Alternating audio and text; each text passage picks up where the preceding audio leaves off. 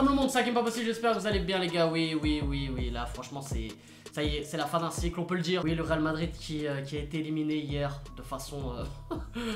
franchement, c'est ouf quand même. Franchement, je crois que dans l'histoire, ouais, se prendre un 4-1 à domicile et se faire éliminer de la sorte, je pense que ouais, c'est jamais arrivé dans l'histoire du Real et même dans les plus grands clubs européen, c'est jamais arrivé.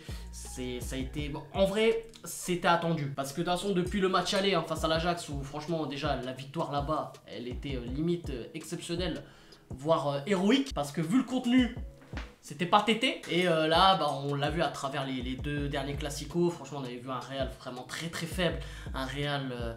inexistant, un Real voilà, qui joue plus au foot tout simplement. Voilà, c'est un Real qui limite a perdu goût au jeu et on le voit à travers les stars, hein, que ce soit Marcelo qui a pris 7 kilos, Ramos qui redevient catastrophique comme avant, Benzema qui du coup est tout seul, Vinicius qui apprend mais malheureusement il est pas bien entouré, donc le pauvre il doit apprendre limite tout seul, Bale, bon bah, lui frère, je crois il doit se taper toutes les infirmières de Madrid, hein, je crois il y a un DR comme ça. C'est assez triste, franchement c'est assez triste que le Real voilà, termine comme ça. Moi en général voilà, quand c'est la fin d'un cycle ça se passe toujours de cette manière là. Au Bayern c'est pareil, ils essaient aussi de limiter la casse là-dessus. Le Barça là ça commence un peu à remonter, on verra après Lyon, on verra, on sait jamais, mais voilà c'est ce qui arrive le plus souvent. C'est ce qui arrive. Alors je voulais aussi dire un truc, c'est que ouais voilà, donc du coup je porte le maillot Ronaldo. Ce qui est exceptionnel c'est que quand même je suis le seul mec qui a le maillot du Real, de la Ligue des Champions et du championnat, mais en un maillot. Bim, bim. Made in Morocco. Franchement, le vrai fond du problème, pour moi, c'est pas une question d'entraîneur et tout. Voilà, même si Solari est venu, on a eu un petit élan en mode ah peut-être que ça va bien retourner, mais en fait pas du tout. Mais le pire, ouais, je pense que ouais, c'est Florentino. Voilà, là il a merdé. Franchement, là depuis son mandat, je pense que c'est vraiment la pire crise qu'il ait connue. Hein. Je pense, franchement, c'est vraiment la pire crise. Après, c'est vrai qu'il y avait eu le cas Benitez à un moment, mais franchement là c'est vraiment bien pire. Et il faut dire la vérité, je pense que Zidane l'a très bien senti. Ronaldo, lui, je pense c'était plus pour des problèmes d'argent. Je pense que c'était plus ça. Mais Zidane, franchement, lui, il avait vraiment senti que le cycle arrivait à sa fin et que peu importe comment dire, que ça soit...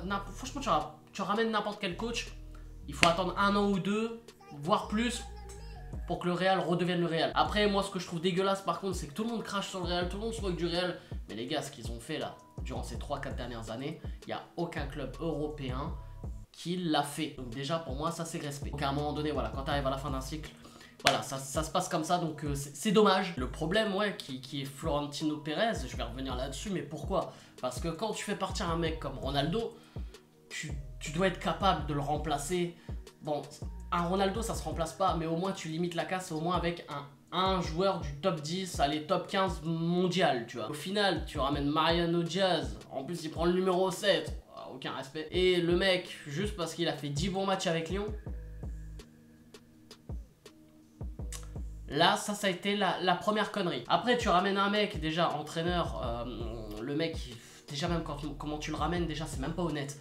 Le mec, il est encore avec la sélection espagnole, ça se fait un peu dans le dos de tout le monde, tout ça. Tu sens que déjà, avec ça va mal se passer au début. Tu vois, tu sens déjà l'atmosphère, elle est pas bonne. Bah bien sûr, voilà, il arrive ce qui arrive. Déjà, il y a personne, il y a aucun gros joueur qui a été transféré au Real Madrid.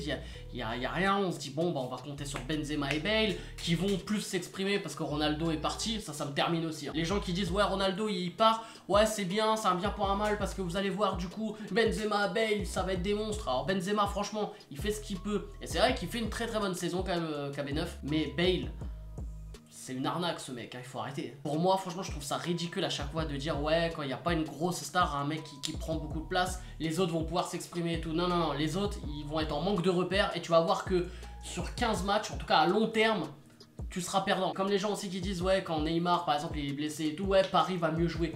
C'est des conneries ça. Paris va peut-être bien jouer, mais elle sera toujours meilleure avec un Neymar, avec voilà. Faut arrêter ces conneries. Parce que les mecs qui disent ça, pour moi, c'est des mecs... C'est des haineux, c'est des mecs qui doivent supporter, tu vois, le FC Metz et qui disent ouais, franchement, le football, ça joue à 11. Ouais, franchement, c'est ensemble ou rien, t'as vu? Frère, ça, c'est le football des années 80. Non, mais à un moment donné, moi je le dis, non, à un moment donné, ces mecs-là, il faut pas débattre. Tu dis, ah merde, ça passe. Donc voilà, n'hésitez pas à me dire en commentaire ce que vous en pensez, bien sûr. N'hésitez pas à me dire, voilà, surtout si vous êtes supporter du Real Madrid et tout, voilà. Vous, quelle solution vous apporteriez si vous étiez à la place de Florentino Pérez? On parle d'une démission, une probable démission de Florentino Pérez. Moi, j'irais franchement, en vrai, pourquoi pas, parce que voilà, quand même, il a fait du bon taf. Sur du long terme, franchement, son bilan est très positif, on va pas se mentir. Mais là, à un moment donné, il faut passer la main. C'est bon, frérot. Là, t'es arrivé à bout. On peut plus rien faire là. Donc voilà, n'hésitez pas à commenter comme je vous ai dit. Bien sûr, n'hésitez pas à liker les frérots, je compte sur vous. Bref les gars, moi je vous laisse. Je vous dis à la prochaine. N'hésitez pas à vous abonner parce que c'était la Game of the Allez, je vous fais un piou.